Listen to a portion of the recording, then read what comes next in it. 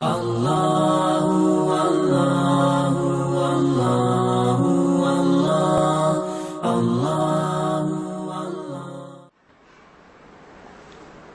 للہ وکفا وسلام علی عبادہ الذین اصطفى اما بعد اعوذ باللہ من الشیطان الرجیم بسم اللہ الرحمن الرحیم سبحان الذی اسری بعبدہ لیلا من المسجد الحرام الى المسجد الاقصى الذی بارکنا حولہ سبحان ربک رب العزة عما یصفون وسلام علی المرسلین والحمد للہ رب العالمین اللہم صل علی سیدنا محمد وعلی آل سیدنا محمد وبارک وسلم۔ جو لوگ حج کا سفر کرتے ہیں تو ان کے سفر کے دو حصے ہوتے ہیں۔ پہلا حصہ گھر سے لے کر ایئرپورٹ تک جانا، یہ زمینی سفر ہوتا ہے۔ پھر ایئرپورٹ سے ہوائی سفر ہوتا ہے جو انسان کو ایک ملک سے دوسرے ملک تک پہنچا دیتا ہے۔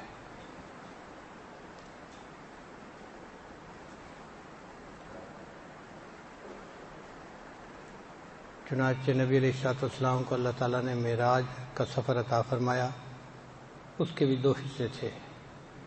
ایک زمینی سفر جو مسجد حرام سے مکہ مکرمہ سے لے کے مسجد اقصیٰ تک ہوا، اس کو اسرا کہتے ہیں،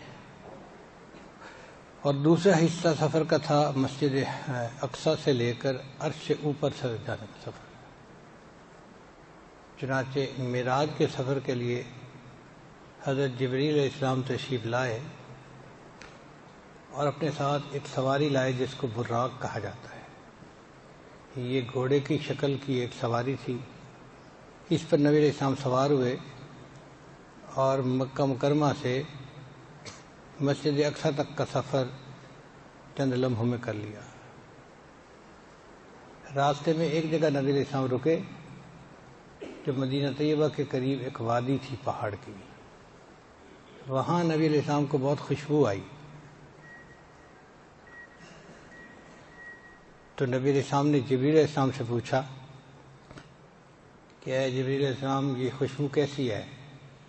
انہوں نے عرض کیا، اے اللہ کے حبیب صلی اللہ علیہ وسلم، جو فرعون کے سر پہ تیل لگانے والی لڑکی تھی، عورت تھی، وہ یہاں پر مدفون ہے، اور اس کے دفن ہونے کی وجہ سے پوری جگہ خوشبو سے رچی ہوئی ہے۔ وہ اللہ کے ہاں کیا مرتبہ رکھتی تھی کہ اس کی وجہ سے پورے علاقے کے اندر خوشبو تھی۔ وہ ایمان والی تھی نا، اس کے ایمان کی خوشبو نے جگہ کو مہکا رکھا تھا۔ پھر 2 رکعت نماز نبی علیہ السلام نے ادا کی اور وہاں سے مسجد اقصیٰ تشریف لے گئے۔ مسجد اقصیٰ میں عجیب منظر تھا، تمام انبیاء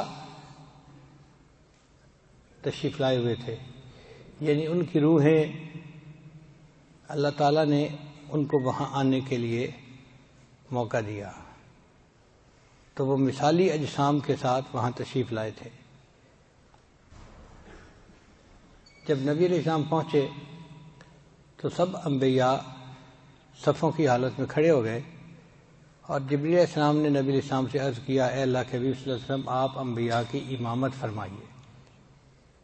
چنانچہ نبی علیہ السلام کو امام الانبیاء ہونے کا شرف حاصل ہوا۔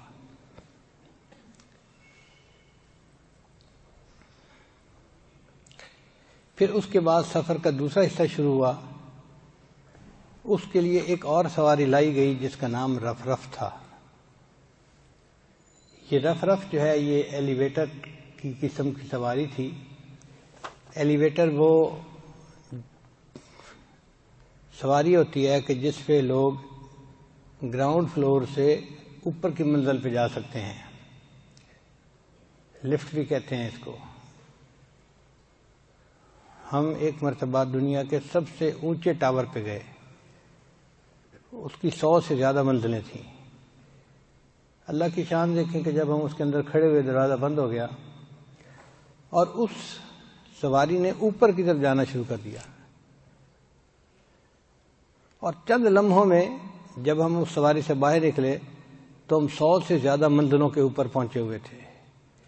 نیچے دیکھا تو حیران تھے کہ یا اللہ اتنا اونچا سفر ہم نے چند لمحوں میں طے کر لیا. تو اسی طرح کی وہ سواری تھی رف رف، جس میں نبی علیہ السلام اور جبریل علیہ السلام بیٹھے، اور وہ سواری اوپر چلتی گئی حتیٰ کہ عرش کے اوپر پہنچ گئی. یہ خلا کا سفر تو بہت چھوٹا سفر ہے، اس کی تو کوئی حیثیت ہی نہیں ہے. وہ سواری تو خلا سے بھی اوپر. آپ دیکھیے کہ عرش تک، اللہ کے عرش تک اس نبی علیہ السلام کو لے گئی. ایک جگہ ایسی آئی کہ جہاں جبریل علیہ السلام نے اللہ تعالیٰ کی خدمت میں عرض کیا، اے اللہ کے حبیب صلی اللہ علیہ وسلم، یہاں سے آگے میں نہیں جا سکتا، اگر میں اس سے آگے جاؤں گا تو میرے پر بھی جل جائیں گے. یعنی اللہ تعالیٰ کا نور اتنا زیادہ ہے کہ اس نور کی وجہ سے میرے پر جل جائیں گے. تو اس سے آگے پھر نبی اللہ کے محبوب صلی اللہ علیہ وسلم اکیلے تشریف لے گئے. اور کہاں تک گئے؟ اللہ کے اتنا قریب، ثم دنا فتدلی فکان قاب قوسین او ادنی، سدرۃ المنتہا سے بھی اوپر. سدرہ کہتے ہیں بیری کو عربی زبان میں، منتہا آخری بیری. یہ ایک نور کی بیری ہے، ایک نور ہے جو بیری کی طرح بندے کو نظر آتا ہے، اور یہ اللہ تعالیٰ کے عرش سے اوپر ہے. تو نبی علیہ السلام اس سے بھی آگے تشریف لے گئے اور اکیلے تھے. اس سے نبی علیہ السلام کی پاکیزگی کا اندازہ لگائیے کہ اللہ تعالیٰ کے اتنا قریب، اللہ کے پاس کوئی ناپاک چیز نہیں جا سکتی.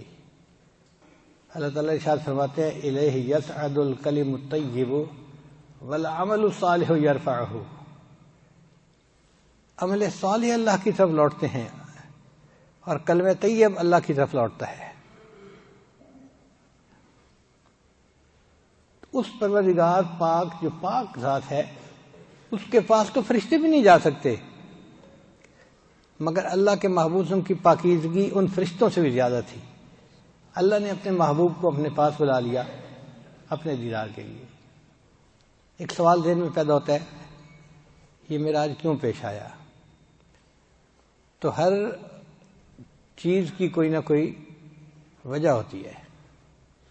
اللہ کے محبوب صلی اللہ علیہ وسلم نے مکہ کے لوگوں کو دین کی طرف بلایا، مگر وہ ہٹ دھرم قسم کے لوگ تھے. تھوڑے لوگ مانے اور زیادہ نے مخالفت شروع کر دی. اور مخالفت ہی نہیں، نبی علیہ السلام کو انہوں نے تکالیف پہنچانے بھی شروع کر دی. تو اللہ کے محبوب صلی اللہ علیہ وسلم نے سوچا کہ یہ قریش مکہ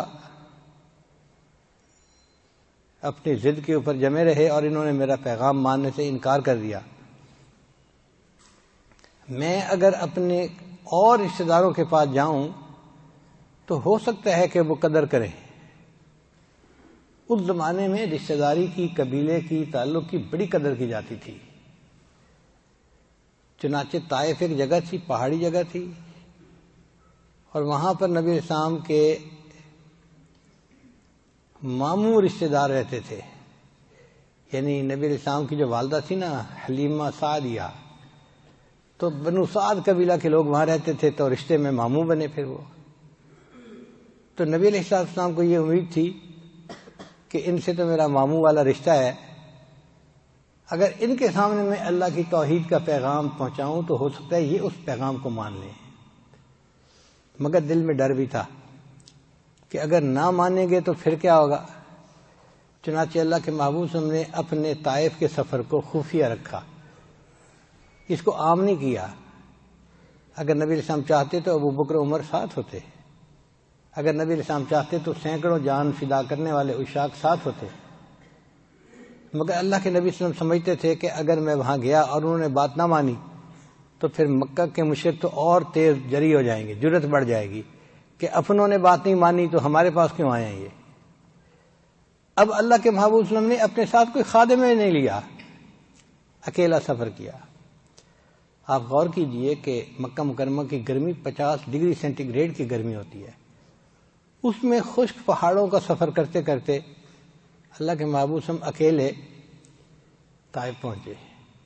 طائف کا سفر تقریباً 80 کلومیٹر دور بنتا ہے مکہ سے. یعنی ایک موٹا اندازہ لگائیں کہ یہاں سے فیصل آباد کا سفر. اب ایک آدمی کو پیدل چل کے سفر کرنا پڑے یہاں سے فیصل آباد تو کتنا وہ تھک جاتا ہے، کتنی بھوک لگتی ہے، کتنی پیاس لگتی ہے. اللہ کے محبوب صلی اللہ علیہ وسلم نے یہ سفر اکیلے فرمایا. جب وہاں تشریف لے گئے تو وہاں پر 3 بڑے سردار تھے جو طائف میں رہتے تھے. ایک کو آپ صلی اللہ علیہ وسلم نے اللہ کا پیغام پہنچایا تو اس نے جواب دے دیا کہ جی نہیں، میں آپ کی بات کو نہیں مانتا.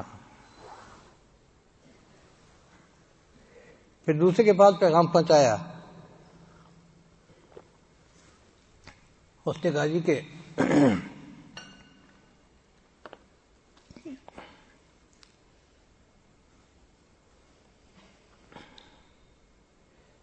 میں بھی آپ کی بات کو نہیں مانتا.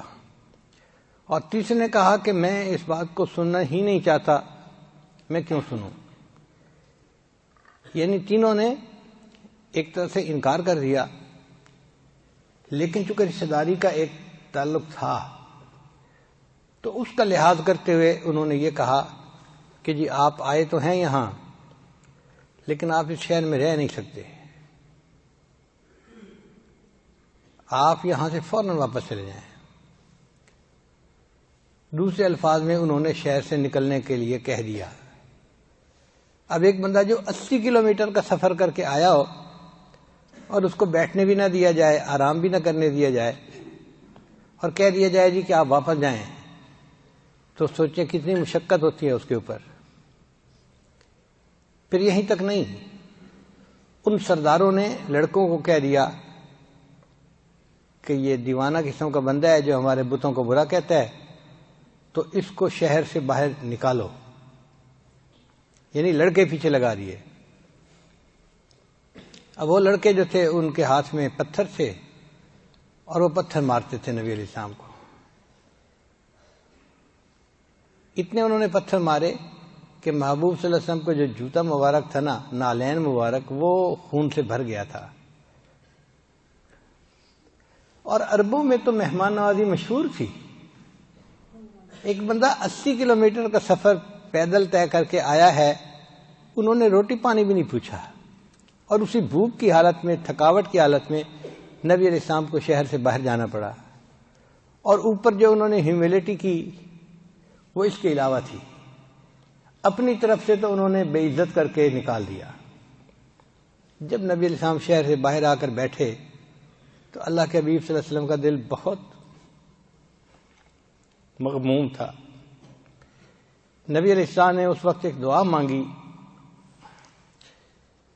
اللہم الیک اشکو ضعف قوتی وقلت حیلتی وہوانی علی الناس. اے اللہ، میں اپنی قوت کی کمزوری کی اور اسباب کی قلت کی اور لوگوں کے سامنے اپنے کمزور ہونے کا شکوہ آپ کے سامنے عرض کرتا ہوں. انت ارحم الراحمین. اے اللہ، آپ سب رحم کرنے والوں سے زیادہ رحم کرنے والے ہیں. الی من تکلنی الی عدو یتجہمنی. اے اللہ، آپ مجھے دشمن کے سپرد کرتے ہیں جو میرے اوپر ترشرو ہوتا ہے، غصہ کرتا ہے. او الی قریب ملکتہ امری. یا کسی قریب کو کہ اس کے حوالے آپ نے میرے امر کو کر دیا. ان لم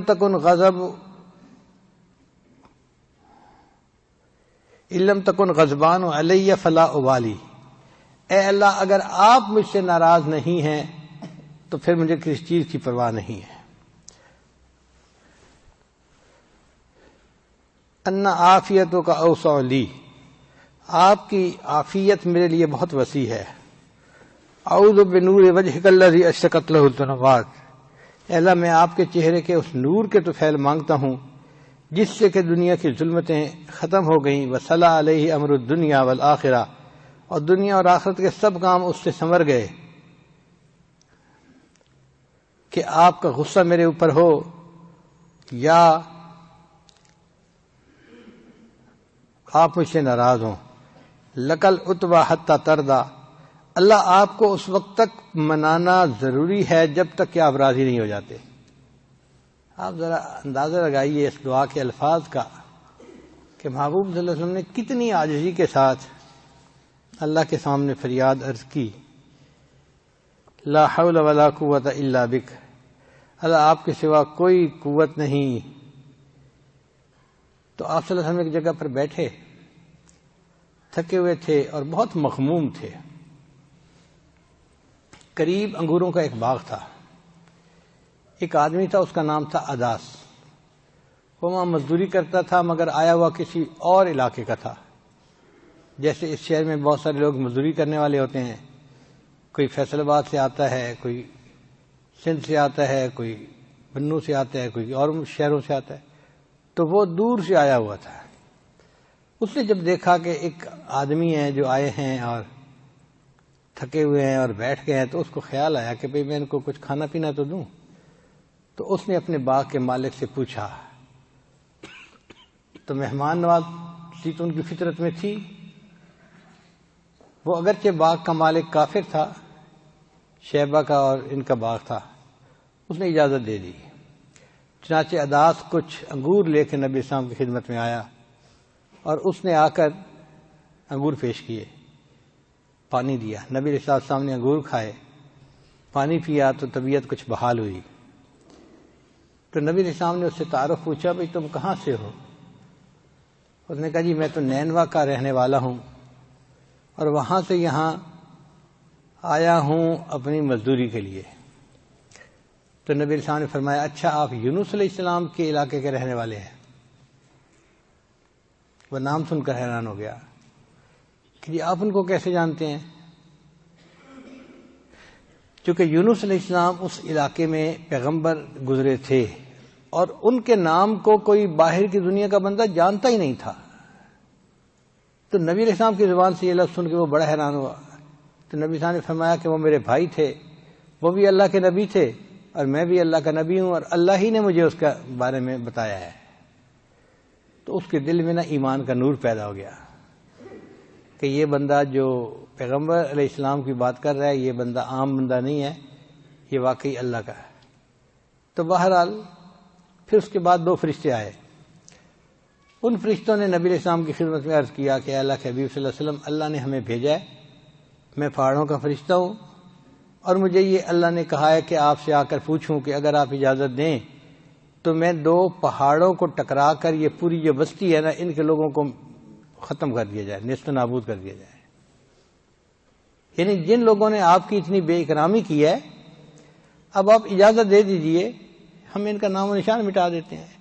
2 پہاڑوں کو ٹکرانا فرشتے کے لیے کون سا مشکل تھا؟ نبی صاحب نے اجازت نہیں دی۔ یہ دعا کی کہ یا اللہ میری قوم کی مغفرت فرما، فإنہم لا یعلمون، وہ مجھے جانتے نہیں ہیں، ان کو حقیقت کا احساس نہیں کہ کون ہوں میں، اور ان کے پاس اللہ کا پیغام لے کے آیا ہوں۔ چنانچہ نبی علیہ السلام نے ان کو منع کر دیا اور یہ بھی کہہ دیا کہ اگرچہ یہ لوگ ابھی ایمان نہیں لائے، ہو سکتا ہے آنے والے وقت میں ان کی اولادوں میں سے کچھ ایسے ہوں جو ایمان لائیں اور دین پر عمل کرنے والے بن جائیں۔ تو محبوب صلی اللہ علیہ وسلم کی رحمت للعالمین دیکھیے کہ اتنا کچھ ان سے خراب رویہ برداشت فرما لیا اور ان کے لیے عذاب کی اجازت نہیں دی۔ فرشتے چلے گئے تو نبی اسلام پھر اکیلے تھے اور اس جگہ تنہائی میں بیٹھے ہوئے دل بہت غمزدہ تھا۔ تو نبی علیہ السلام نے پھر دعا کی، کاش کوئی میرا یار ہوتا جو مجھ سے یاری کرتا، میرا کوئی دلدار ہوتا جو مجھ سے دلداری کرتا، یعنی کوئی میرا قریبی دوست ہوتا کہ میں اپنا غم اس کے ساتھ شیئر کر سکتا۔ مقصد کہنے کا یہ تھا۔ جب نبی علیہ السلام نے یہ الفاظ کہے نا تو اللہ تعالیٰ نے فیصلہ فرما لیا، اے میرے محبوب میں آپ کا یار ہوں اور میں آپ کا دلدار ہوں، اب میں آپ کو اپنے پاس بلاؤں گا اور میں آپ کے دل کا غم آپ سے شیئر کروں گا۔ چنانچہ نبی علیہ السلام طائف سے واپس تشریف لے گئے مکہ مکرمہ، اور اس کے چند دنوں کے بعد نبی علیہ السلام کو یہ سفر معراج پیش آیا۔ تو گویا من تواضع للہ رفعہ اللہ، جو تواضع اختیار کرتا ہے اللہ اس کو بلندی عطا فرماتا ہے۔ میرے آقا صلی اللہ علیہ وسلم نے اللہ کے سامنے کتنی تواضع اختیار کی، کیسی پیاری دعا مانگی اور مٹ کے الفاظ کہے، اس کے نتیجے میں اللہ نے آپ صلی اللہ علیہ وسلم کو معراج پر بلا لیا۔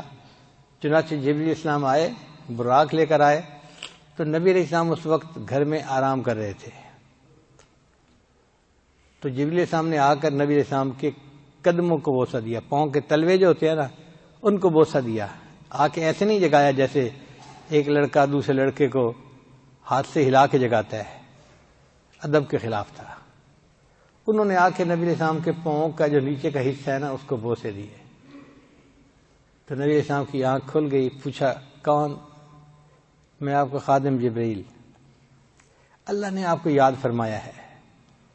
تو نبی علیہ السلام اس گھر سے چل کر حرم میں آئے، یعنی جہاں مسجد، جس کو مسجد حرام کہتے ہیں، جہاں بیت اللہ ہے، اس مسجد میں آپ تشریف لائے۔ وہاں آ کے آپ نے وضو فرمایا اور نماز ادا فرمائی۔ اس دوران اللہ نے فرشتوں کو بھیجا جنہوں نے محبوب صلی اللہ علیہ وسلم کے سینے انور کو زمزم سے دھویا۔ یعنی یوں سمجھیں کہ یہ نبی علیہ السلام کے مبارک لطائف تھے جن کو اللہ تعالیٰ بالکل اور زیادہ پاک صاف کرنا چاہتے تھے اور نور سے بھرنا چاہتے تھے۔ چنانچہ نور سے ان کو بھر دیا گیا، اور پھر یہاں سے آپ براق پر تشریف فرما ہوئے اور مسجد حرام سے آپ مسجد اقصی تشریف لے گئے۔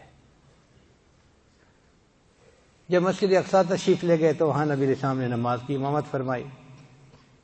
نماز پہلے انبیاء کو بھی ملی، یہ پہلے سے تھی مگر کامل نہیں تھی۔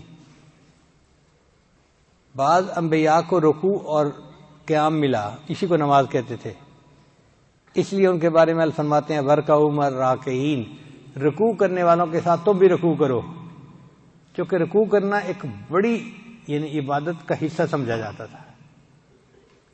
پھر اللہ نے اپنے محبوب صلی اللہ علیہ وسلم کو رکوع سے آگے سجدے کی بھی نعمت عطا فرمائی۔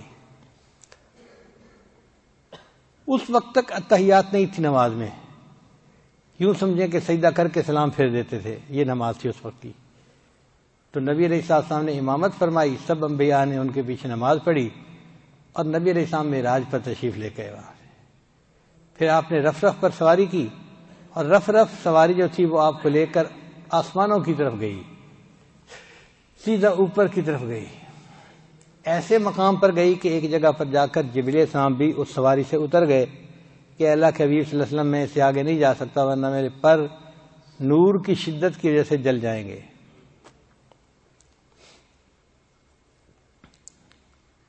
پھر اس سے اللہ کے نبی صلی اللہ علیہ وسلم آگے اکیلے تشریف لے گئے۔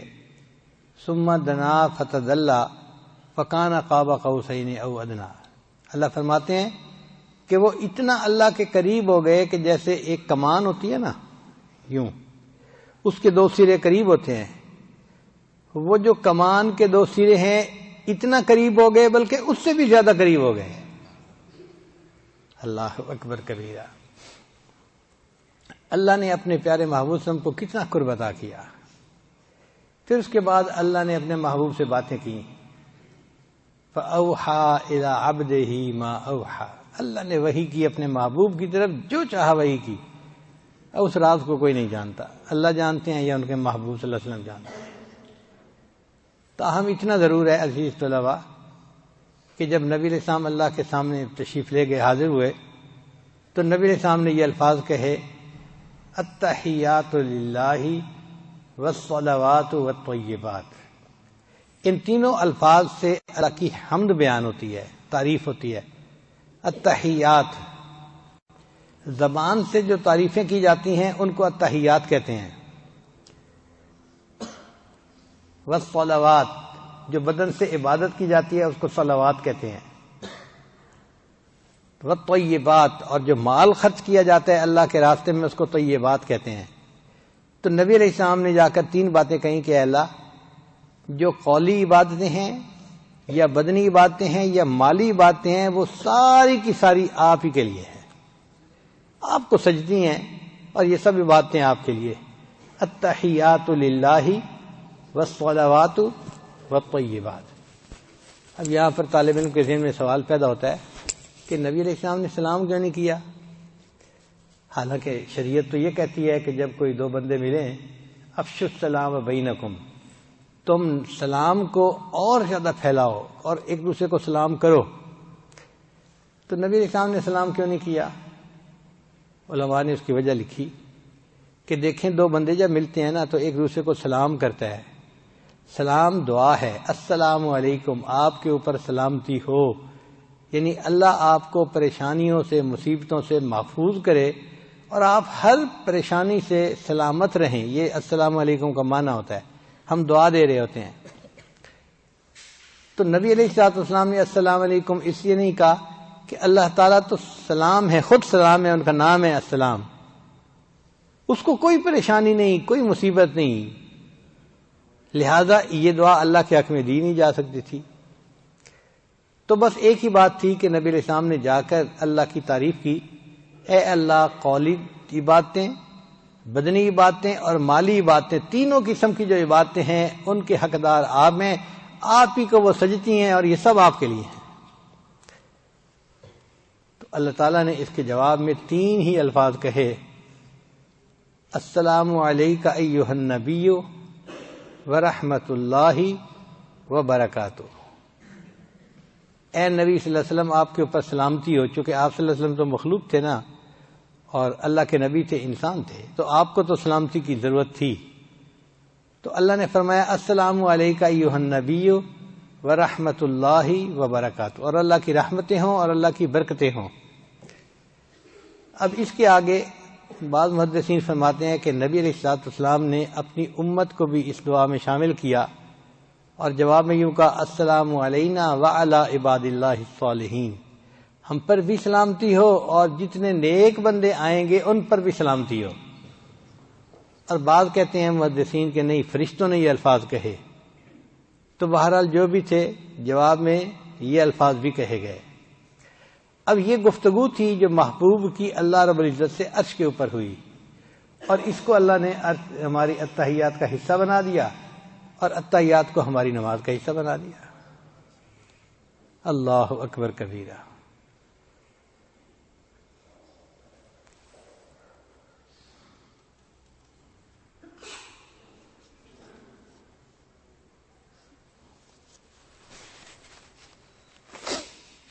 طالب علم کے ذہن میں سوال پیدا ہوتا ہے کہ یہ معراج کیوں پیش آیا؟ اللہ تعالیٰ اپنے محبوب صلی اللہ علیہ وسلم کا دل خوش کرنا چاہتے تھے کہ محبوب صلی اللہ علیہ وسلم آپ کا دل غمزدہ ہے، آپ میرے پاس تشریف لائے، میں آپ کو جنتوں کی سیر کرواؤں، عرشوں کی سیر کرواؤں، اور میں آپ کو بتاؤں کہ میرے پاس آپ کا مقام کیا ہے۔ یہ تو بے قدر لوگ ہیں، جاہل لوگ ہیں، ان کو کیا پتا، ان سے کیا گلہ کرنا۔ تو اللہ نے اس لیے بلا لیا۔ اب سوال پیدا ہوتا ہے کہ پھر انبیاء وہاں کیوں موجود تھے؟ اس میں بھی حکمت ہے کہ اللہ نے اپنے انبیاء سے وعدہ لیا تھا پہلے سے ہی۔ قرآن مجید میں اللہ فرماتے ہیں آل عمران سورت میں وَإِذْ أَخَذَ اللَّهُ مِيثَاقَ النَّبِيِّينَ، اور یاد کرو اس وقت کو جب اللہ نے انبیاء سے میثاق لیا، وعدہ لیا، لَمَا آتَيْتُكُم مِّن كِتَابٍ وَحِكْمَةٍ، اے میرے انبیاء اگر میں تمہیں کتاب اور حکمت عطا کروں، ثم جاءکم الرسول، اور پھر تمہارے پاس رسول آئیں، مصدقا لما معکم، اور وہ تصدیق کریں جو تمہارے پاس ہے، لتؤمنن بہ ولتنصرنہ، تو تم ان کے اوپر ایمان لے آنا اور ان کی مدد کرنا۔ اب یہ انبیاء سے اللہ نے پہلے سے وعدہ لیا ہوا تھا اور انبیاء نے وعدہ کیا تھا۔ قال اقررتم، اللہ نے فرمایا کیا آپ اس بات کا اقرار کرتے ہیں؟ وَأَخَذْتُمْ عَلَىٰ ذَلِكُمْ إِسْرِي، اور میں اس کے اوپر تم سے عہد لیتا ہوں۔ قالوا، انہوں نے جواب دیا، اقررنا، اے اللہ ہم نے اس بات کا اقرار کیا کہ ہم آپ کے محبوب پر ایمان بھی لائیں گے اور ان کی مدد بھی کریں گے۔ قال فاشهدوا وأنا معكم من الشاهدين، اللہ نے فرمایا اچھا میرے انبیاء تم بھی گواہ رہنا، میں بھی اس کے اوپر گواہ ہوں۔ اب اللہ نے یہ وعدہ لے لیا تھا انبیاء سے، تو نبی علیہ السلام تو دنیا میں سب سے آخر پہ تشریف لائے۔ اب اس عہد کو پورا کرنے کا موقع اور کیا ہو سکتا تھا؟ کوئی ہو ہی نہیں سکتا تھا۔ اللہ نے احسان فرمایا کہ جب نبی علیہ السلام معراج پر تشریف لے جا رہے تھے تو اس وقت انبیاء کی روحوں کو ایک جگہ پر اکٹھا فرما دیا اور نبی علیہ السلام کو وہاں لے گئے اللہ، تو انبیاء کو نبی علیہ السلام کی زیارت کا بھی موقع نصیب ہو گیا اور نبی علیہ السلام کی نبوت کو تسلیم کرنے کا بھی موقع نصیب ہو گیا، چنانچہ انہوں نے نبی علیہ السلام کے پیچھے نماز ادا کی۔ تو اللہ کے محبوب صلی اللہ علیہ وسلم کی جو بلندی مرتبت ہے وہ ظاہر ہوئی اس سے کہ آپ صرف نبی نہیں تھے بلکہ امام الانبیاء تھے، انبیاء کے بھی امام تھے اور نبی الانبیاء بھی تھے، یعنی انبیاء کے بھی آپ نبی تھے۔ انبیاء سے اللہ نے وعدہ لیا تھا آپ کی نبوت کو ماننے کا، تو آپ نبی الانبیاء تھے۔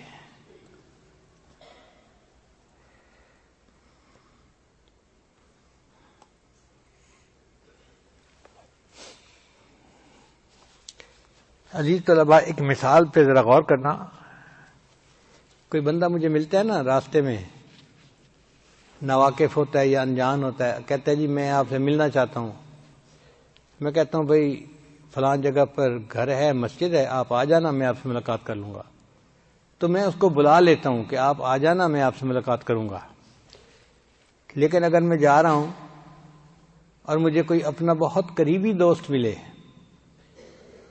اس سے دور کی رشتہ داری بھی تھی، بچپن کا کلاس فیلو بھی تھا، بہت قریبی تھا، اور کئی سالوں بعد وہ مجھے ملا، تو اس کو میں پتہ نہیں بتا دیتا کہ بھائی فلان جگہ ملنے کے لیے آ جانا ہے۔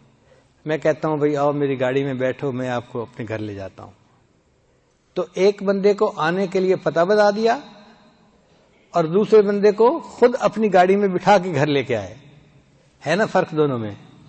وجہ کیا تھی کہ جو پہلا تھا وہ مرید تھا، اس کو ارادت تھی، اس کو کام تھا، اور یہ جو دوسرا بندہ تھا نا یہ مراد تھا، یہ محبوب تھا، اس کو ساتھ بٹھا کے لے آئے۔ تو اللہ کے محبوب صلی اللہ علیہ وسلم اللہ کے محبوب تھے، مراد تھے، اور حضرت موسیٰ علیہ السلام اللہ کے مرید تھے، طالب تھے۔ تو موسیٰ علیہ السلام اللہ سے ملاقات کرنا چاہتے تھے، اللہ نے فرمایا وَلَمَّا جَاءَ مُوسَىٰ لِمِيقَاتِنَا، جب آئے موسیٰ علیہ السلام ہماری ملاقات کے لیے،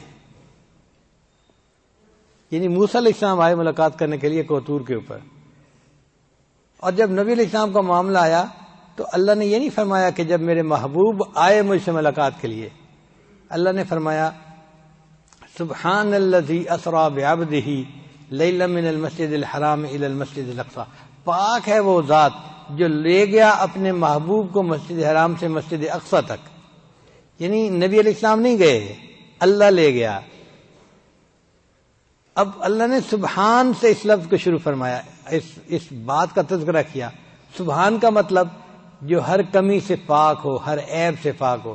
اس کا مطلب یہ کہ جو بندہ اس میں شک کرے وہ اللہ تعالیٰ کے ذات کے بارے میں تردد کرنے والا ہے، اس کا ایمان ہی ضائع ہو جائے گا۔ تو جب اللہ کہتے ہیں کہ اللہ لے گیا، اللہ پاک ہے ہر عیب سے، اب کوئی یہ نہیں کہہ سکتا جی یہ چیز تو ممکن ہی نہیں تھی۔ بھئی بندوں کے لیے ناممکن تھی، اللہ کے لیے ناممکن نہیں تھی، اللہ جو چاہے وہ کر سکتے ہیں۔ تو پاک ہے وہ ذات جو لے گئی اپنے محبوب کو اپنے مسجد حرام سے مسجد اقصی تک۔ اسی طرح حضرت موسیٰ علیہ السلام نے اللہ سے دعا مانگی تھی رب اشرح لی صدری، اے اللہ میرے سینے کو شرح عطا فرما دیجئے، کھول دیجئے، شرح صدر عطا فرما دیجئے۔ تو گویا موسیٰ علیہ السلام کو ایک نعمت کی طلب تھی، انہوں نے اللہ سے دعا مانگی، اور اللہ نے اپنے محبوب کو بھی شرح صدر والی نعمت عطا فرمائی، مگر یہ نہیں کہا کہ میرے محبوب نے مجھ سے مانگا تھا۔ اللہ فرماتے ہیں الم نشرح لک صدرک، اے میرے محبوب کیا ہم نے آپ کو شرح صدر نہیں عطا فرما دیا؟ تو دیکھو مرید کا معاملہ اور تھا اور مراد کا معاملہ کچھ اور تھا۔ تو موسیٰ علیہ السلام کوہ طور پر دیدار کے لیے گئے تھے اور اللہ نے اپنے محبوب کو اپنے پاس دیدار کے لیے خود بلا لیا۔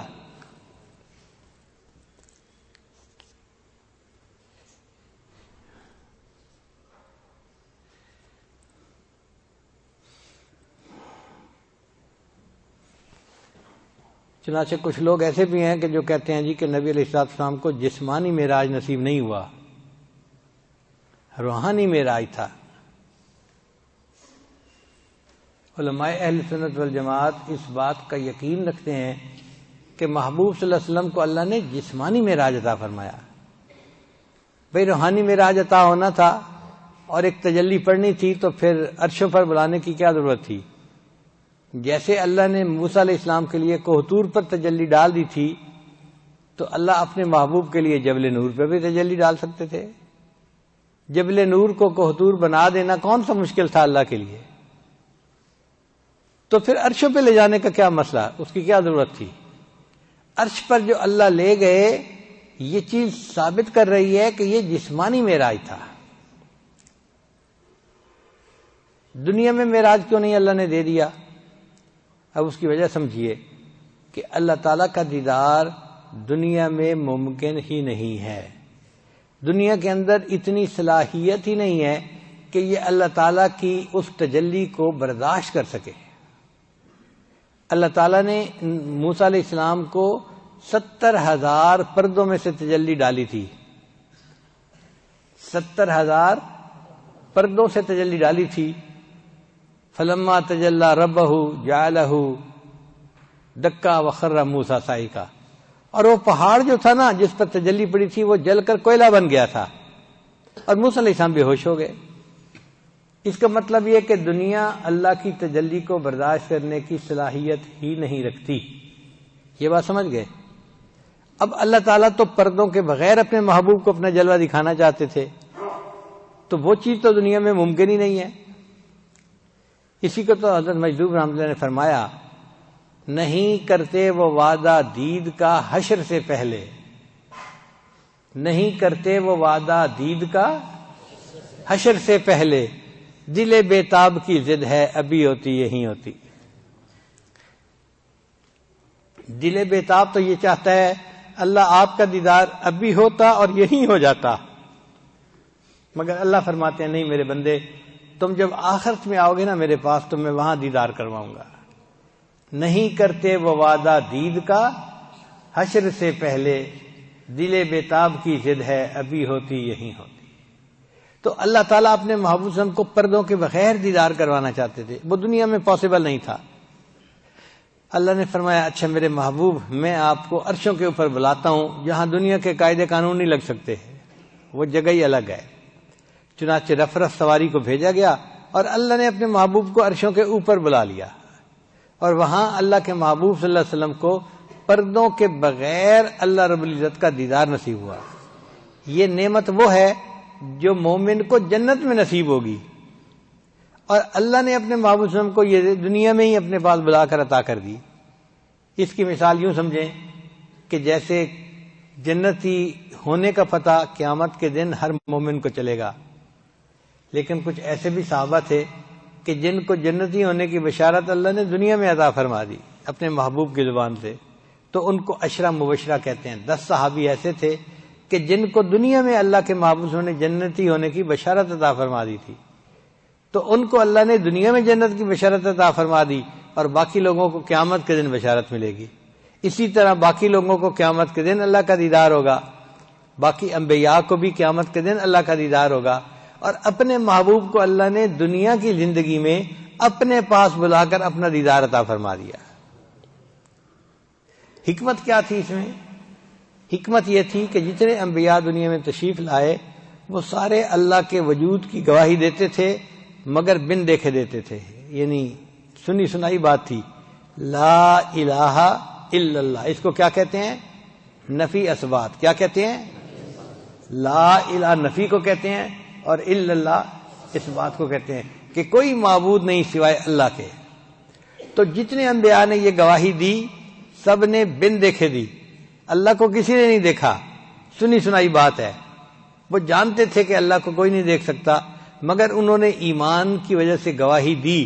ان کی گواہی بڑی معتبر.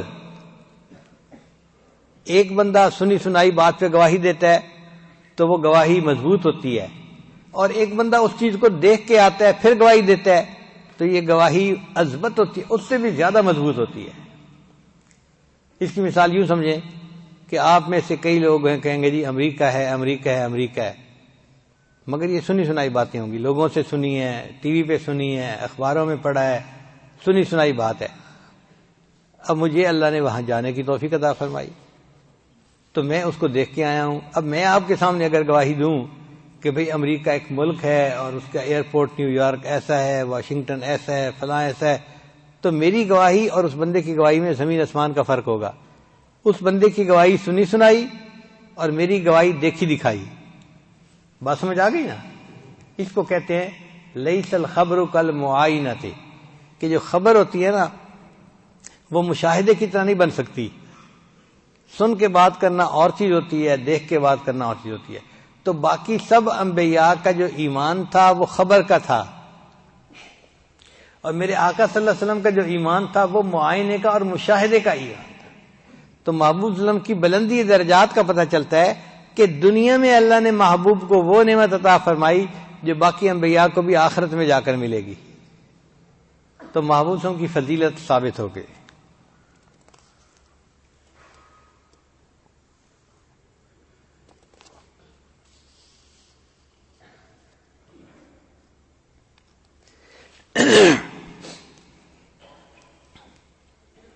اب سوال پیدا ہوتا ہے کہ انبیاء کی امامت نبی علیہ الصلوۃ والسلام نے معراج پر جانے سے پہلے فرمائی، آ کے فرماتے تو اور اچھا ہوتا.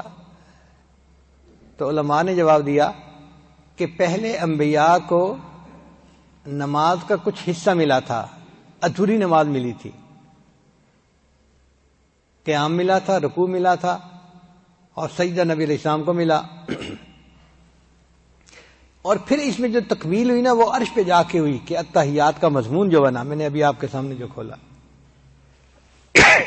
تو اگر نبی علیہ السلام آ کر پڑھاتے تو جو نماز نبی علیہ الصلوۃ والسلام کو ملی وہی کامل نماز باقی انبیاء کو بھی مل جاتی، پھر فضیلت کہاں رہ جاتی؟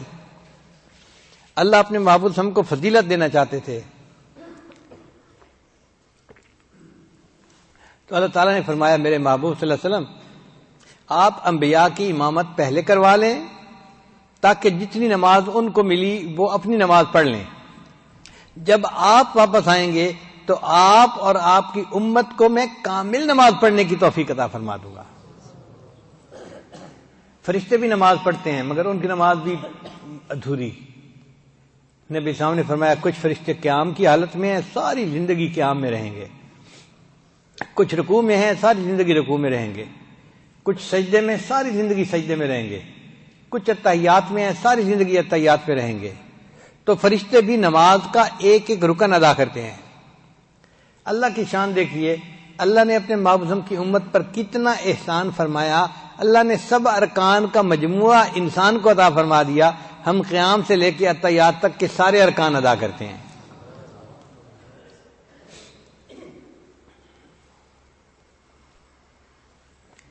جب نبی علیہ السلام اللہ سے ملاقات کے بعد اللہ سے ملاقات کر کے آنے لگے تو اللہ تعالیٰ نے فرمایا میرے محبوب صلی اللہ علیہ وسلم میں آپ کو ایک تحفہ دیتا ہوں. نبی صاحب بڑے خوش ہوئے. بھئی کوئی محبوب کسی کو گھر بلائے اور تحفہ دے تو خوشی کی بات ہے نا. وہ تحفہ کیا تھا؟ اللہ نے فرمایا آپ کی امت روزانہ 50 مرتبہ نماز پڑھے گی. تو نبی علیہ السلام بڑے خوش ہو گئے. اے اللہ کے حبیب صلی اللہ علیہ وسلم میری امت 50 نمازیں پڑھے گی، میں ان کو پیغام پہنچا دوں گا.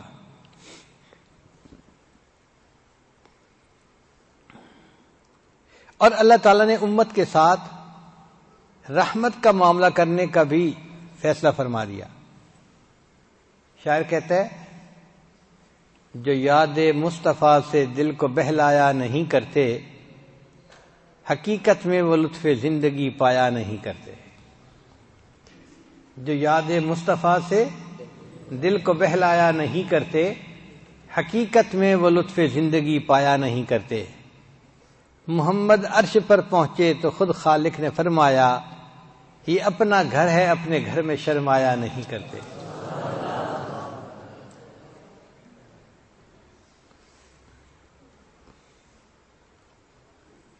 گنہگاروں کو ہم بخشیں گے تم سے وعدہ کرتے ہیں. گنہگاروں کو ہم بخشیں گے تم سے وعدہ کرتے ہیں. محمد ہم کبھی جھوٹی قسم کھایا نہیں کرتے. اللہ نے فرمایا میرے محبوب صلی اللہ علیہ وسلم ہم کبھی جھوٹی قسم نہیں کھاتے، اور میں قسم اٹھا کر کہتا ہوں کہ آپ کے امت کے گناہگاروں کی میں بخشش کر دوں گا۔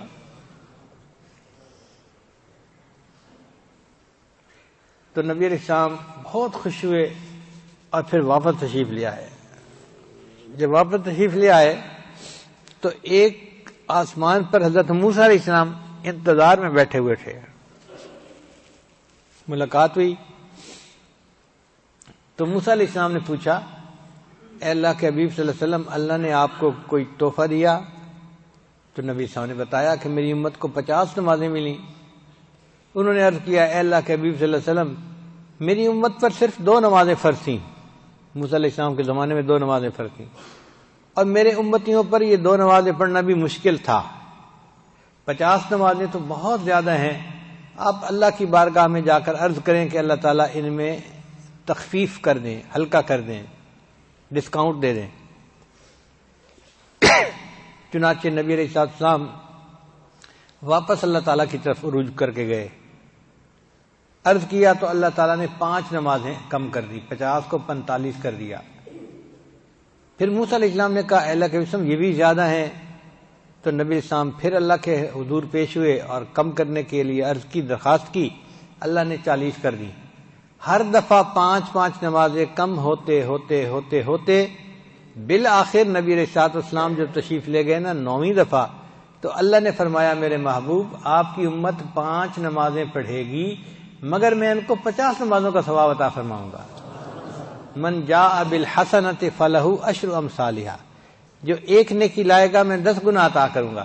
تو امت 5 نمازیں پڑھے گی، روزانہ 50 نمازیں پڑھنے کا ثواب ملوں گا۔ تو نبی علیہ السلام بہت خوش ہو گئے۔ پھر نبی علیہ السلام نے فرمایا کہ بھئی اب میرا دل نہیں چاہتا اور اللہ کے حضور جا کے کم کرنے کی ریکویسٹ کرنے کا، میری امت 5 نمازیں تو پڑھے گی صحیح۔ اچھا، کئی ایسے بھی نوجوان ہوتے ہیں جو کہتے ہیں کہ اللہ تعالیٰ کے محبوب ایک دفعہ اور چلے جاتے تو یہ 5 بھی نہ رہتی۔ بیوقوف لوگ۔ اس کی مثال ایسے ہے کہ جیسے ایک چھوٹا بچہ کسی نوجوان کو کہے کہ تمہارا جو نکاح ہوا ہے نا تمہاری پسندیدہ لڑکی کے ساتھ، آج تم اگر مسجد میں نہ آتے نا تو نکاح نہ ہوتا، تو آگے سے کیا جواب دے گا؟ کہے گا بیوقوف تو ہے بچہ، تجھے کیا پتا، میں نے تو اتنی دعاؤں کے بعد یہ وقت اللہ سے مانگا تھا، شکر ہے کہ میرا نکاح ہو گیا۔ ایسے ہی ہوتا ہے نا۔ تو بھائی شکر ہے کہ اللہ نے ہمیں نماز عطا فرمائی، اور اس نماز کے ذریعے ہمیں اللہ سے ہم کلامی کا شرف حاصل ہو گیا۔ اگر نماز نہ ہوتی تو کوئی دوسری عبادت نہیں تھی کہ جس عبادت میں اللہ کا جلوہ انسان کو حاصل ہو سکتا، یہ نماز ہی ہے۔ تو یہ تو شکر ہے اللہ کا کہ اللہ تعالیٰ نے ہمیں نماز کی نعمت عطا فرمائی، یہ تو تحفہ ہے ہمارے لیے۔ اب ایک سوال اور پیدا ہوتا ہے کہ کیا موسیٰ علیہ السلام ہمارے آقا صلی اللہ علیہ وسلم سے زیادہ ذہین تھے کہ نبی علیہ السلام کو 50 نمازوں کا تحفہ ملا تو نبی علیہ السلام خوشی خوشی آ رہے ہیں جی 50 نمازوں کا تحفہ مل گیا؟ حضرت موسیٰ علیہ السلام نے کہا کہ نہیں، ان کو کم کروا لیجئے، امت کے لیے بوجھ ہوگا۔ تو علماء نے جواب دیا ہے کہ نہیں، ہمارے آقا صلی اللہ علیہ وسلم موسیٰ علیہ السلام سے زیادہ ذہین تھے، مگر فرق یہ تھا کہ ہمارے آقا صلی اللہ علیہ وسلم نے اللہ کا دیدار کیا تھا اور ان کے اوپر مشاہدے کی کیفیت تھی۔ مشاہدے کی کیفیت میں جو عاشق ہوتا ہے نا، اس کو سمجھ نہیں لگتی وہ کیا کر رہا ہے۔ اور اس کی دلیل سورہ یوسف سے ملتی ہے۔ مصر کی عورتوں نے یوسف علیہ السلام کا دیدار کیا تھا، وَقَطَّعْنَ أَيْدِيَهُنَّ، اور انہوں نے اس کو دیکھ کے اتنی یعنی وہ حواس باختہ ہو گئی کہ ان کو پتہ ہی نہیں چلا، انہوں نے اپنی انگلیوں کو کاٹ لیا تھا۔ تو جب دیدار ہوتا ہے تو عاشق کا یہ حال ہوتا ہے، اسے سمجھ نہیں لگتی اپنی۔ تو محبوب صلی اللہ علیہ وسلم نے تو دیدار اللہ کا کیا تھا، اس مشاہدے کی کیفیت تھی نبی علیہ السلام کے اوپر۔ اس میں اگر بالفرض اللہ تعالیٰ 500 نمازوں کا تحفہ دیتے تو نبی علیہ السلام اس پر بھی ہاں کر دیتے، 50 نمازیں تو کوئی بات ہی نہیں تھی۔ موسیٰ علیہ السلام اس مشاہدے کی کیفیت میں نہیں تھے۔ جب انہوں نے سنا 50 نمازیں تو انہوں نے کہا اے اللہ کے نبی، اس کو کم کروا لیجئے۔ چنانچہ اللہ تعالیٰ نے کم کرتے کرتے 5 رکھیں، باقی معاف کر دیں۔ اب ایک سوال اور پیدا ہوتا ہے کہ اللہ تعالیٰ نے اگر 5 رکھنی تھی، باقی معاف کرنی تھی، تو پھر ایک ہی دفعہ 45 معاف کر کے 5 رکھ لیتے، ختم مسئلہ۔ یہ تو عجیب سی بات ہے کہ ہر دفعہ 5 کرتے کرتے 45 معاف کر دی، 5 رہ گئی۔ تو علماء نے لکھا اس میں بھی حکمت ہے۔ کیا حکمت ہے؟ اگر اللہ کے نبی صلی اللہ علیہ وسلم ایک دفعہ اوپر تشریف لے جاتے اور 5 بن جاتی، باقی معاف ہو جاتی، تو اعتراض کرنے والے اعتراض کرتے کہ جی اللہ نے ان کو ایک دفعہ اوپر عروج عطا کیا، بس وہ 1 ٹائم تھا۔ اللہ نے فرمایا نہیں، یہ 1 ٹائم عروج نہیں ہے، جتنی بار میرے محبوب چاہیں گے اتنی بار یہ میرے پاس اوپر آ سکیں گے۔ یہ ایک دفعہ کی بات نہیں ہے۔ چنانچہ نبی علیہ السلام نے 100 مرتبہ اوپر جانے کا، 9 دفعہ اوپر جانے کا ارادہ کیا، اور آپ صلی اللہ علیہ وسلم کو 9 مرتبہ یہ معراج حاصل ہوا۔ ہر دفعہ 5 کرتے کرتے بالآخر 5 رہ گئیں، 45 معاف ہو گئیں۔ اب ایک سوال اور پیدا ہوتا ہے کہ نبی علیہ السلام نے مسجد اقصی میں تو 1,24,000 انبیاء کی امامت فرمائی، تو ان میں حضرت موسیٰ علیہ السلام ہی کیوں راستے میں انتظار میں تھے؟ حضرت آدم علیہ السلام ہوتے، حضرت ابراہیم علیہ السلام ہوتے، کوئی اور پیغمبر ہوتے، موسیٰ علیہ السلام ہی کیوں بیٹھے ہوئے تھے؟ علماء نے اس کا بھی جواب دیا۔ علماء نے کہا کہ وجہ یہ تھی کہ موسیٰ علیہ السلام اللہ کے ہم کلامی کرتے تھے، اور جب ہم کلامی کی جاتی ہے نا تو پھر بندے کا ملاقات کو دل چاہتا ہے۔ اس لیے موسیٰ علیہ السلام نے اللہ کو عرض کیا تھا، رب ارنی انظر الیک، اے اللہ میں آپ کو دیکھنا چاہتا ہوں۔ اللہ نے فرما دیا، لن ترانی، تو مجھے دنیا میں نہیں دیکھ سکتا۔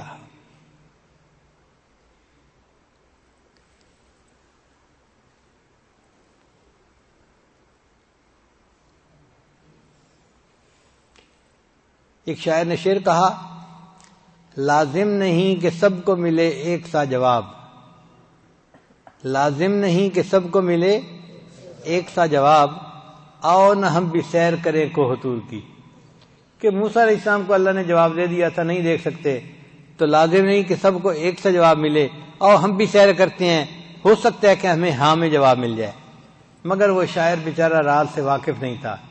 اگر واقف ہوتا تو وہ یوں کہتا، لازم یہی ہے سب کو ملے ایک سا جواب، جاؤ اور تم بھی سیر کرو کوہ طور کی۔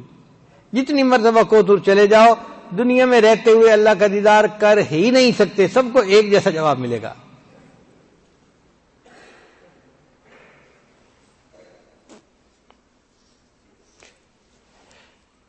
تو حضرت موسیٰ علیہ السلام کو اللہ تعالیٰ نے دیدار سے انکار فرما دیا، مگر موسیٰ علیہ السلام کے دل میں تڑپ تو تھی نا، اللہ کو دیکھنے کی چاہت تو تھی، عاشق تو تھے نا۔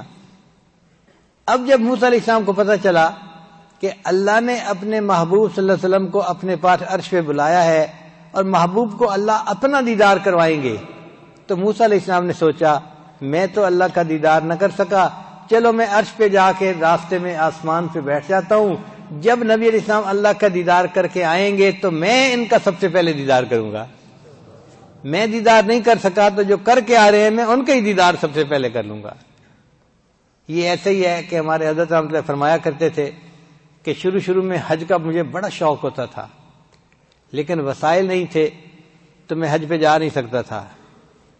اب وہ جو حج کا جذبہ تھا نا وہ مجھے چین سے بیٹھنے نہیں دیتا تھا، تو حضرت فرماتے ہیں کہ پھر میں کیا کرتا تھا کہ جو لوگ حج کر کے آتے تھے نا میں جا کے ان کو دیکھا کرتا تھا، ان سے ملا کرتا تھا، اور دل میں کہا کرتا تھا اللہ میں تو حج پہ نہیں جا سکا، جو حج کر کے تیرا گھر دیکھ کے آئے ہیں میں ان کو تو دیکھ سکتا ہوں نا، میں ان کو دیکھ رہا ہوں۔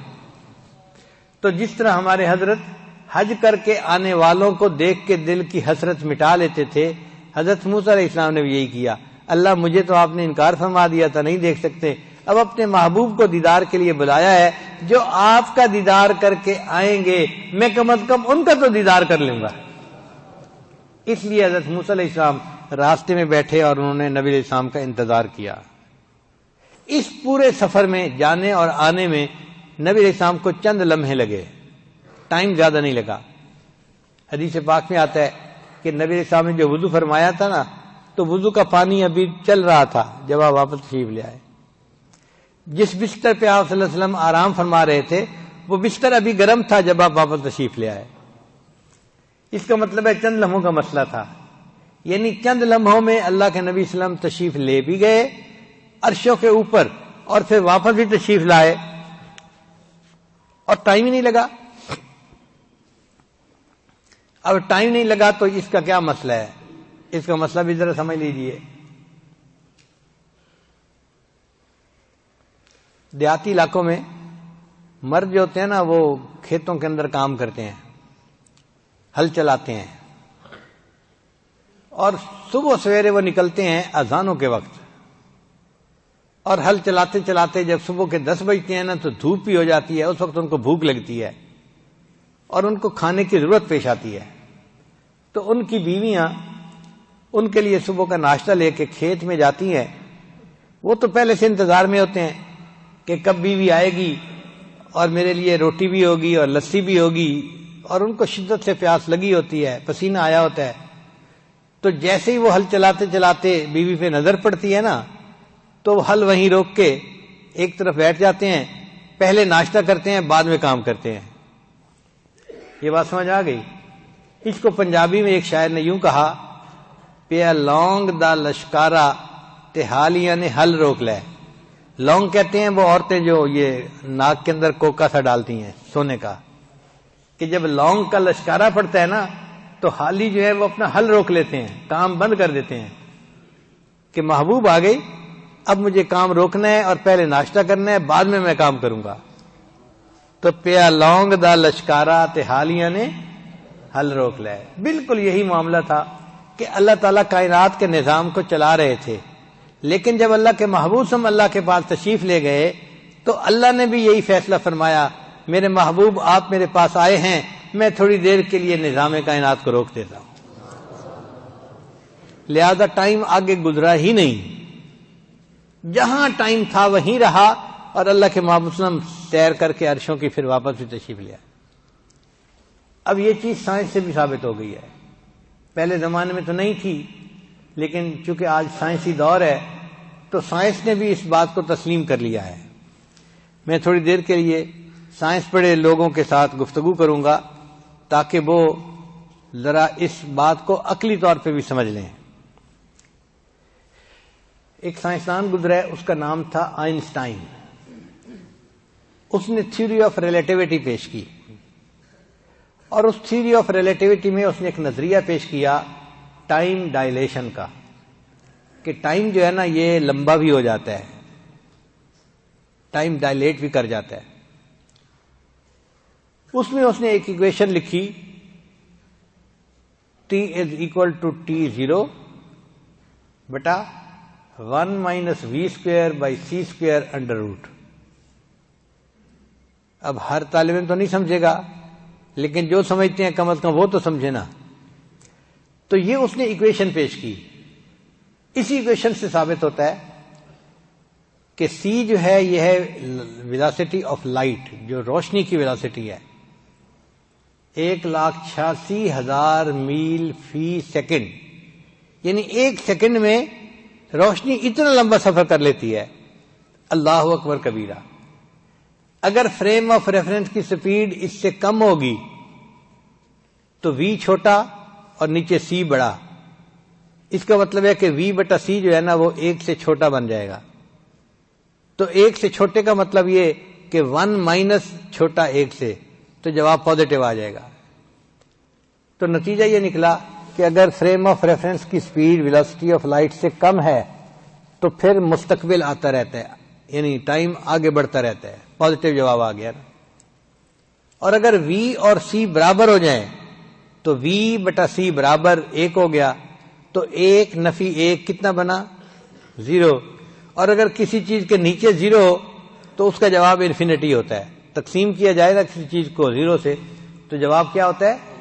انفینٹی. اس کا مطلب یہ کہ اگر فریم آف ریفرنس کی سپیڈ ویلاسٹی آف لائٹ کے برابر ہو جائے تو جواب انفینٹی آئے گا، ٹائم رک جائے گا، ہمیشہ وہی ٹائم رہے گا. اور اگر v جو ہے وہ c سے بڑھ جائے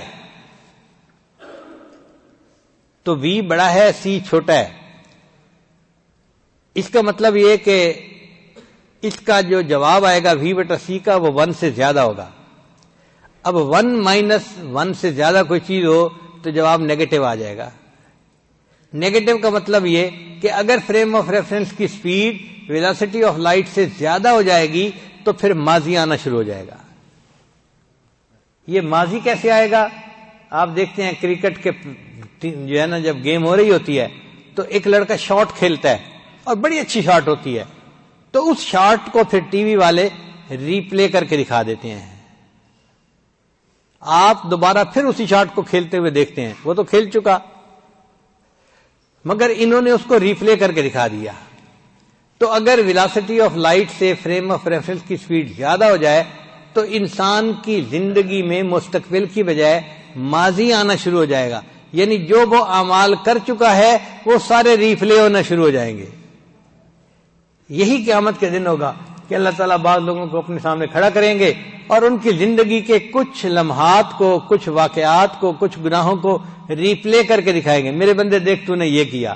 وہ اپنی آنکھوں سے دیکھے گا کہ ہاں میں یہ کر رہا تھا اور اللہ مجھے دکھا رہے ہیں. اس کا مطلب یہ کہ ٹائم میں مستقبل بھی آ سکتا ہے اور حال بھی رہ سکتا ہے اور ماضی بھی آ سکتا ہے. اگر سائنس اس چیز کو ثابت کر رہی ہے تو ہوا کیا تھا، جب اللہ نے اپنے محبوب کو معراج کے لیے بلایا تو اس وقت جو فریم آف ریفرنس کی سپیڈ تھی اللہ نے اس کو سپیڈ آف لائٹ کے برابر کر دیا تو ٹائم اپنی جگہ پر رک گیا. چنانچہ نبی علیہ السلام گئے، اللہ سے ملاقات کر کے، عرشوں کی جنت کی سیر کر کے جب واپس آئے تو ٹائم جہاں رکا تھا وہیں کا وہیں موجود تھا. تو یہ چیز آج سائنس بھی ثابت کرتی ہے.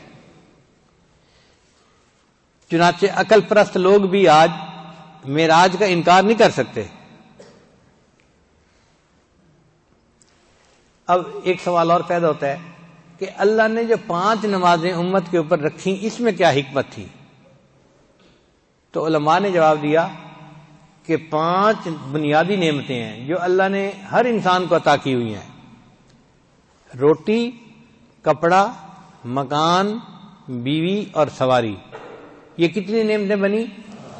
5 نعمتیں: روٹی، کپڑا، مکان، بیوی اور سواری.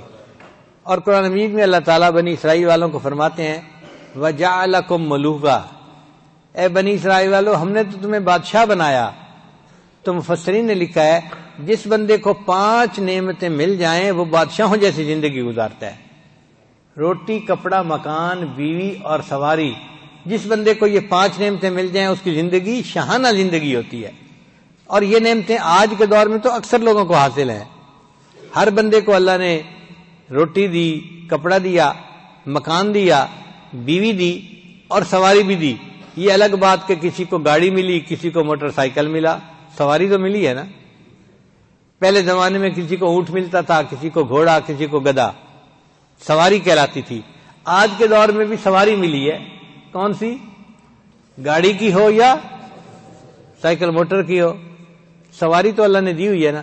تو جس بندے کو یہ 5 نعمتیں مل جائیں اللہ نے اپنی ساری نعمتیں گویا اس کو عطا فرما دی. وہ خوش نصیب انسان ہے، وہ بادشاہوں کی زندگی گزارنے والا بندہ ہے. تو اللہ نے 5 نمازیں اس لیے فرض کی، میرے بندو تم 5 نمازیں پڑھو گے تو گویا یہ جو زندگی کی 5 بنیادی نعمتیں ہیں تم ان کا شکر ادا کرنے والے بن جاؤ گے، میں تمہیں اپنے شکر گزار بندوں میں شامل کر لوں گا.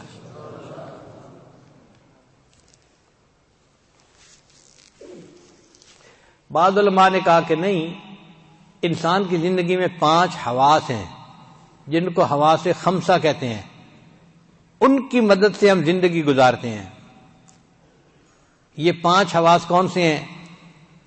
دیکھنا، سننا، چکھنا، چھونا اور سونگھنا. 5 حواس ہیں.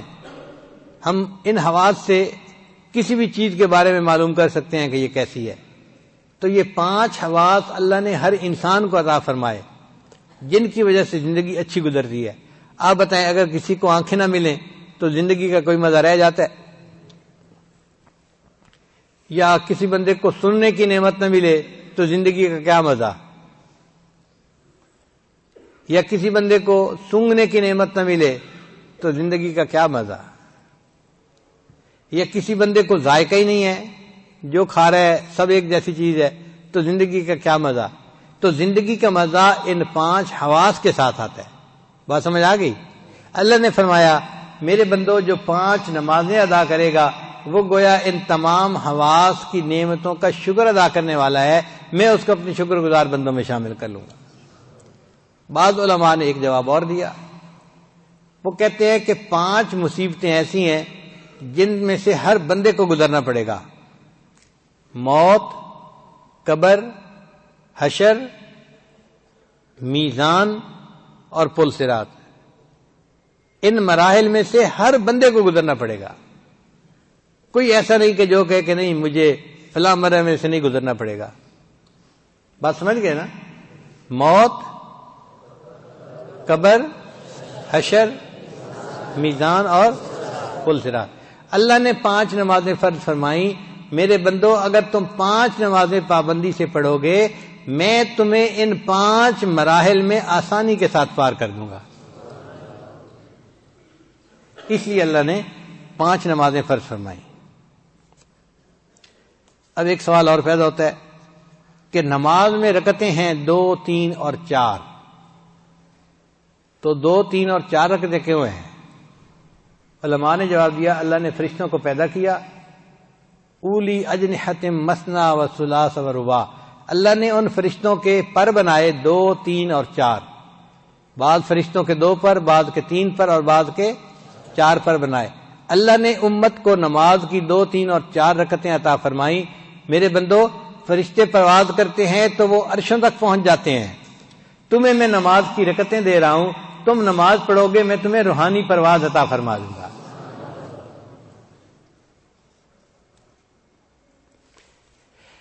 پھر پورے دن میں 17 رکعتیں فرض ہیں۔ کتنی رکعتیں فرض ہیں؟ 17 رکعتیں۔ وہ کیسے؟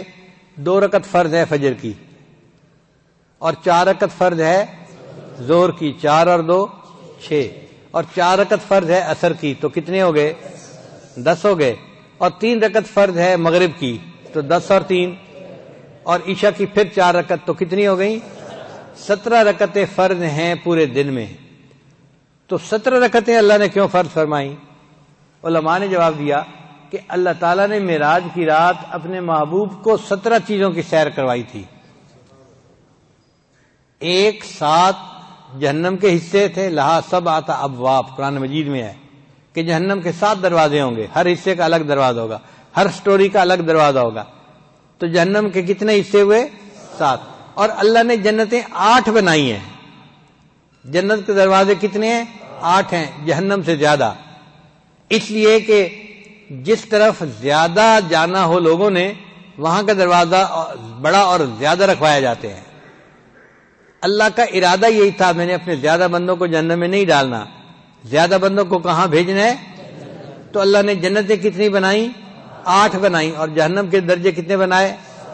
یعنی شروع سے اللہ کا ارادہ رحمت کا تھا کہ میں نے اپنے بندوں کو زیادہ ادھر بھیجنا ہے، تو اللہ نے 8 جنتیں بنائیں اور جہنم کے دروازے 7 بنائے۔